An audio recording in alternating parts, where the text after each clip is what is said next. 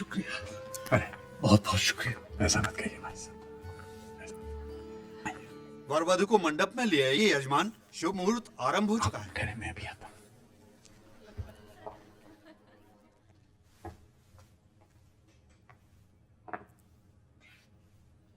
चलें बेटे।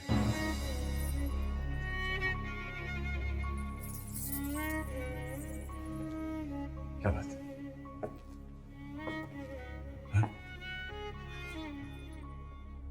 ये सोचकर मेरे कदम आगे ही नहीं बढ़ रहे बाबा कि मेरा घर मुझसे छूटा जा रहा है। मैं अपने पापा को छोड़कर। बेटियों को तो माँ बाप का घर छोड़कर जाना ही पड़ता है, संसार का नियम ही है बेटा।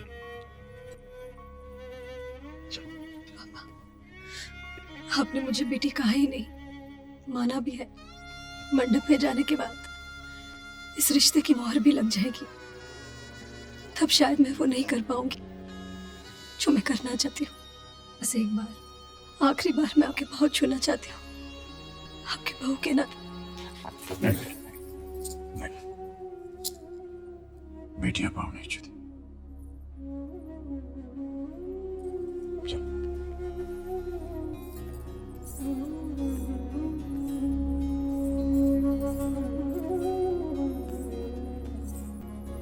खुश रहो बेटे, खुश रहो। मैं तो इसे तुम्हारे पास नीचे ला रहा था। ये कहने से मैं खुद को नहीं रोक पा रहा कि लोग तो मैंने बहुत देखे हैं, लेकिन ऐसा आदमी नहीं देखा जो अपनी खुशियों को कम और दूसरों के गमों को ज्यादा महत्व दे, जो एक रिश्ता जोड़ने के लिए अपने तमाम रिश्ते तोड़ने को तैयार हो जाए। आशीर्वाद दीजिए कि मैं आप जैसा बन सकूं, आपकी बेटी को सब कुछ दूं जिसकी वो हकदार है।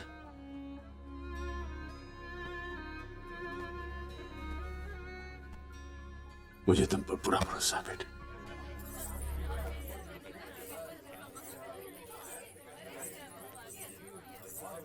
आजा बेटा आजा। बंद करो ये तमाशा, ये शादी नहीं होगी। बड़े भैया मत कहो मुझे बड़े भैया, तू मेरा भाई हो ही नहीं सकता। मेरा भाई तो वो था जो मेरी हां पर हां और ना पर ना की मोहर लगाता था, जिसे सीने से लगाकर मुझे यकीन होता था कि वो हमारे खानदान की रवायतों को आगे बढ़ाएगा।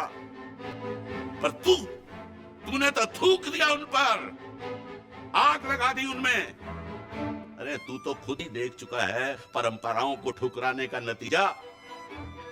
विधवा की मौजूदगी से बदशुगनी ना फैले इसलिए नहीं लेकर आया था पुष्पा को अभी के ब्याह पर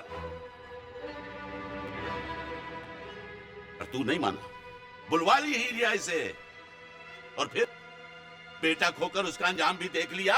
अब आप किसी का मुंह बंद नहीं कर सकते हैं चाचू। अपनी घर की बहू को गैर मर्द को सौंपते हुए आपकी आत्मा ने आपको बिल्कुल धिकारा नहीं? शर्म नहीं आई आपको? इनकी आत्मा मर चुकी है भूषी, तभी तो बेटा खोकर अधमरी हो चुकी मेरी बहन से अब ये पोता छीनकर उसे बिल्कुल ही मार डालना चाहते हैं।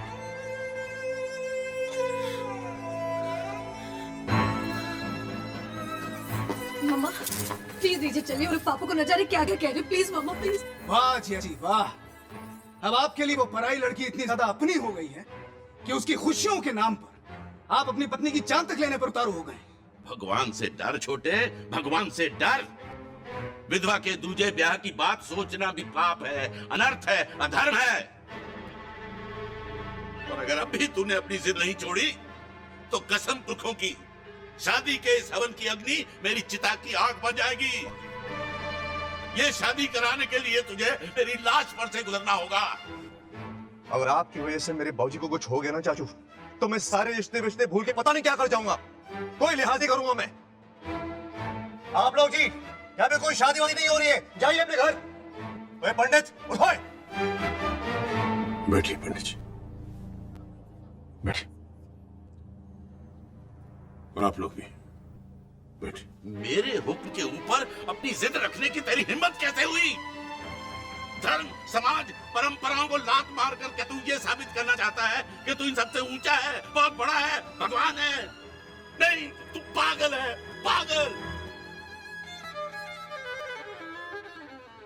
हाँ मैं पागल हूं बड़े भैया, मैं पागल हूं।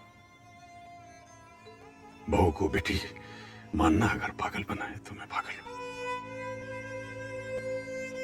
उसके आंसू पोंछना अगर पागल बनाए तो मैं पागल हूं।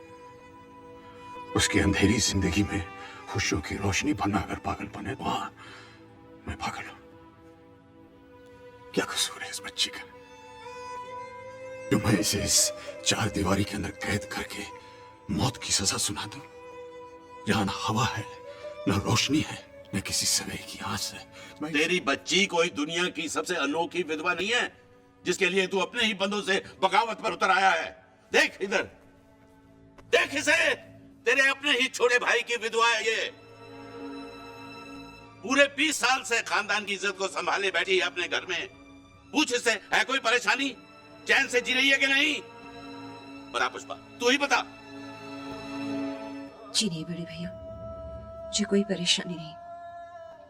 2 वक्त की रोटी खाती हूँ, तन ढकने के लिए ये बेरंग कपड़े हैं, और हाँ, सांस भी लेती हूँ। अगर इसे जीना कहते तो मैं चैन से जी रही हूँ।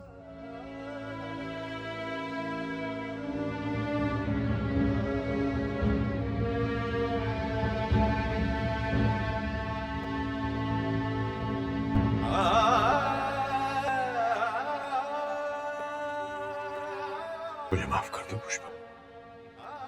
उस वक्त मैं चूक गया। विरोध करने के लिए मैं हिम्मत नहीं जुटा पाया, लेकिन आज मुझे कोई नहीं रोक सकता। न धर्म, न समाज, न रवायत, कोई नहीं। और कौन सा धर्म, कौन सा समाज, कौन सी रवायत?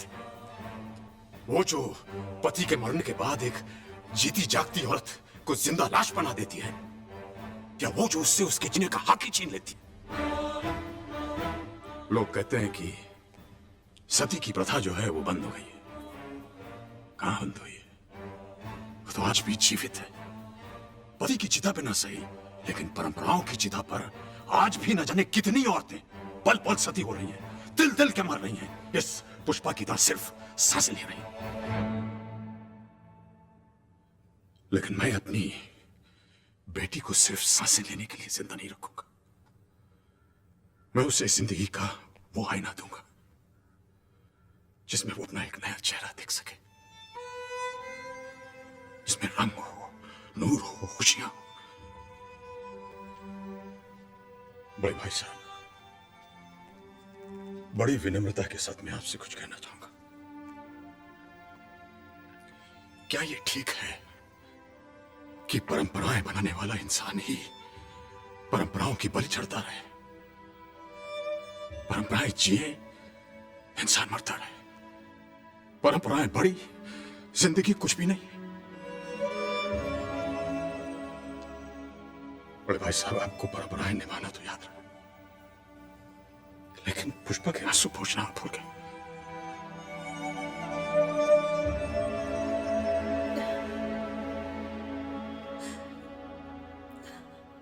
और एक सवाल मैं तुमसे भी पूछना चाहूंगा बीवी। ये जो लड़की तुम्हारे बगल में खड़ी है, ये तुम्हारी बहू ना होकर अगर तुम्हारी बेटी होती, और वो जिसे हमने खो दिया है वो तुम्हारा बेटा ना होकर तुम्हारा दामाद होता, तो क्या तब भी तुम अपनी बेटी के उजड़े हुए घर को बसता हुआ देखकर इसी तरह विरोध करती? उसके सूने माथे पर एक नई बिंदिया चमकते हुए देखकर एतराज करती? उसके बेटी के सर पर एक बाप के ममता के हाथों को नकार देती तुम? क्या करती तुम बेबी? मुझे माफ कर दीजिए। मैं स्वार्थी बन गई थी, खुदगर्ज बन गई थी। सच तो ये है, आप मिली के पिता बन गए, लेकिन मैं ना इसकी मां बन सकी, ना आपकी पत्नी। आज जब इस तूफान में आपको सबसे ज्यादा जरूरत मेरी थी, मैंने आपको अकेला छोड़ दिया। भगवान भी मुझे माफ नहीं करेगा। यजमान, राहु काल आरंभ होने वाला है, जल्दी कीजिए। अरे नहीं पंडित जी, राहु काल तो तभी आकर चला गया जब मेरे जैसे पागल को अक्ल आ गई। छोटे, मुझे माफ कर दे। नहीं भाई भैया, नहीं, मत क्या मुझे बड़े भैया, मैं इस लायक नहीं हूं। नहीं, मैं बड़ा नहीं, बड़ा तो तू है। आज तुझी से सीखा, जिंदगी बड़ी, परंपरा छोटी। परंपराओं की लकीरें जब धुंधली पड़ जाती हैं तो नई लकीरें खींचने से परहेज नहीं करना चाहिए।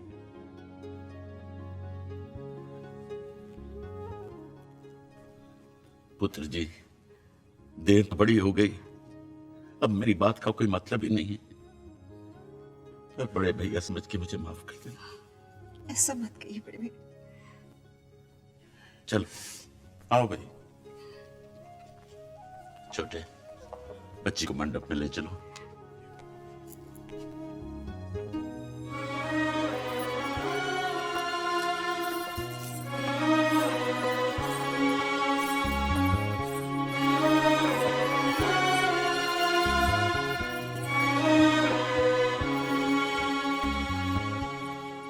पंडित जी शुरू करो। ओम सहस्रशीर्षः पूर्वकः सहस्राक्षः सहस्रपादः स भूमिगुं तस्त्रत्वा तत्तिष्ठत शशांगुलम। कन्यादान के लिए कन्या के माता पिता को बुलाइए। वही भाई साहब।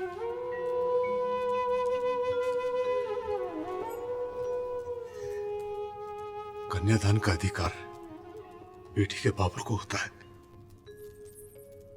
और वो बाबुल में नहीं। आप ऐसा मत कहिए भाई साहब।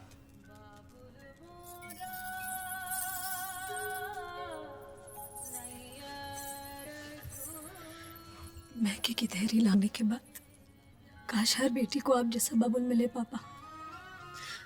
आप जैसे बाबुल के हाथों जिसका कन्यादान हो, उसे खुद भगवान आशीर्वाद देने आते हैं।